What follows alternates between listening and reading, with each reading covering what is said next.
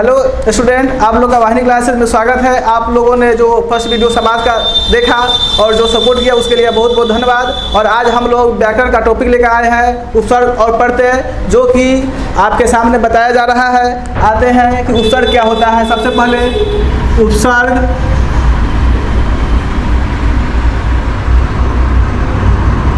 और प्रत्यय, ध्यान दीजिएगा कि उपसर्ग और प्रत्यय क्या होता है। तो होता क्या है, उपसर्ग यानी कि यह जो होता है, उपसर्ग जो होता है किसी भी शब्द के पहले लगकर उसके अर्थ को बदल देता है, वह उपसर्ग कहलाता है। यानी कि उपसर्ग वह शब्दांश है जो किसी शब्द के पहले लगकर उसके अर्थ को बदल देता है, उपसर्ग कहलाता है। तो हम सबसे पहले आते हैं तो उपसर्ग का परिभाषा हम लोग लिखते हैं।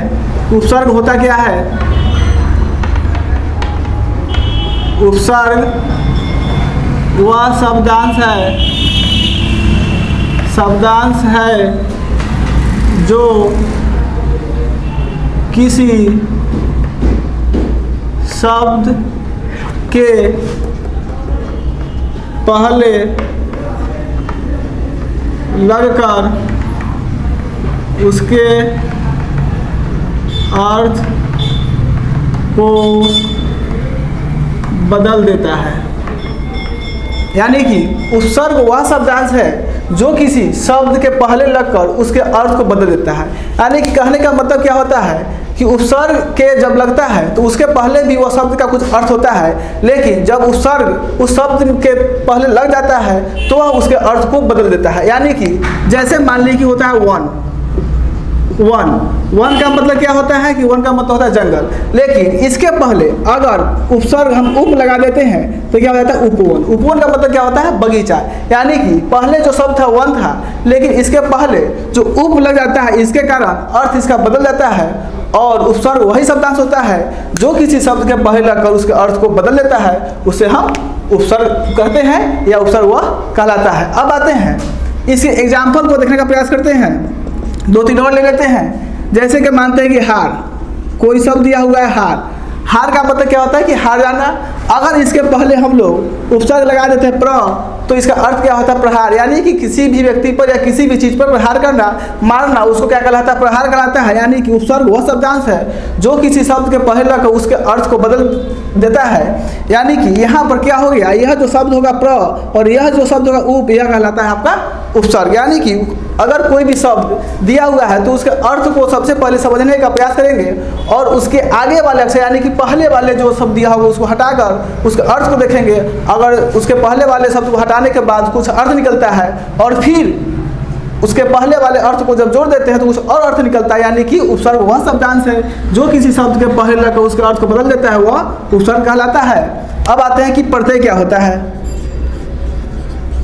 प्रत्यय क्या होता है कि प्रत्यय वह शब्दांश है, प्रत्यय वह शब्दांश है जो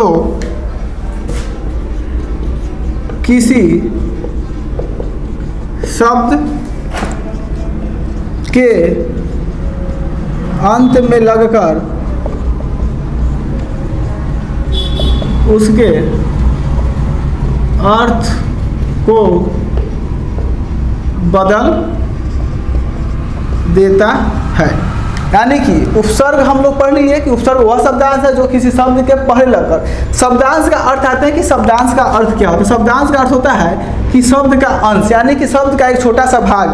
यानी कि उपसर्ग वह शब्दांश है जो किसी शब्द के पहले लगकर उसके अर्थ को बदल देता है, उपसर्ग कहलाता है। एग्जाम्पल पढ़ लिए हम लोग कि वन है तो उसके पहले अगर उप लगा देते हैं तो उसका अर्थ उपवन हो जाता है, उपवन का अर्थ बगीचा होता है। इस तरह से इसका अर्थ बदल जाता है। ठीक उसी तरह से प्रहार, हार में अगर प लगा देते हैं तो इसके अर्थ को वह बदल देता है, तो यह उपसर्ग कहलाता है। यानी कि उपसर्ग शब्द के पहले लगता है। और प्रत्यय जो है, प्रत्यय वह शब्दांश है जो किसी शब्द के अंत में लगकर उसके अर्थ को बदल देता है, यह प्रत्यय कहलाता है। अगर मान लिए कि हम कोई ऐसा वर्ड लेते हैं, उसको देखते हैं कि उसके पहले अगर कुछ लगा हुआ है तो उसका अर्थ चेंज होता है तो उपसर्ग कहलाता है, लेकिन प्रत्यय कहाँ लगता है, बाद में लगता है, प्रत्यय अंत में लगता है। इस बात को ध्यान देना है कि उपसर्ग कहाँ लगता है और प्रत्यय कहाँ लगता है। तो उपसर्ग जो है वह शब्द से पहले, बार बार यह ध्यान रखना है, उपसर्ग जो होता है शब्द के पहले लगता है और प्रत्यय जो है वह अर्थ के शब्द के बाद में लगता है। जैसे कि मान लेते हैं कोई वर्ड मान लीजिए आप कि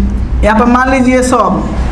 सम का मतलब क्या होता है? बराबर। लेकिन जैसे ही इसमें कोई प्रत्यय को जोड़ते हैं तो अगर इसका अर्थ अगर मान लीजिए कि समान हो गया तो इसका अर्थ क्या हो जाता है? चेंज हो जाता है। या इसमें क्या करते हैं हम कोई भी शब्द को लगाकर जोड़ देते हैं तो उसके बाद वाला जो अर्थ होता है यानी कि इसमें जो होता है वह आन प्रत्यय कहलाता है। कौन प्रत्यय कहलाता है? आन प्रत्यय। यानी कि शब्द के बाद में कुछ भी लगता है और उसके अर्थ को बदल दे तो वह जो शब्द होता है वह प्रत्यय कहलाता है और उपसर्ग जो होता है शब्द के पहले ले लगता है। आपको बस यही ध्यान रखना है कि उपसर्ग को देखने के लिए आपको चेक करना है कि कोई भी वर्ड दिया है तो उसको हम संधि विच्छेद करने का प्रयास करेंगे और जो बाद वाला वर्ड होगा उसका अर्थ निकलता है और फिर जब उसमें उपसर्ग को जोड़ देते हैं तो उसका अर्थ निकलता है तो वह उपसर्ग कहलाता है। लेकिन प्रत्यय जो है वह शब्द के बाद में लगता है और उसके अर्थ को वह बदल देता है। होता क्या है कि उपसर्ग और प्रत्यय दोनों जब लगता है किसी भी शब्द में तो उसके अर्थ को बदलता है। बट अंतर ही होता है कि उपसर्ग जो होता है शब्द के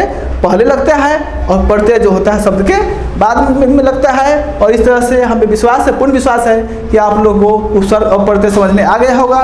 धन्यवाद बच्चों। चैनल को सब्सक्राइब करें, लाइक करें, कमेंट करें और इसी तरह शेयर करते रहें जिससे हम आपके लिए नए नए वीडियो लेकर आते रहें। धन्यवाद।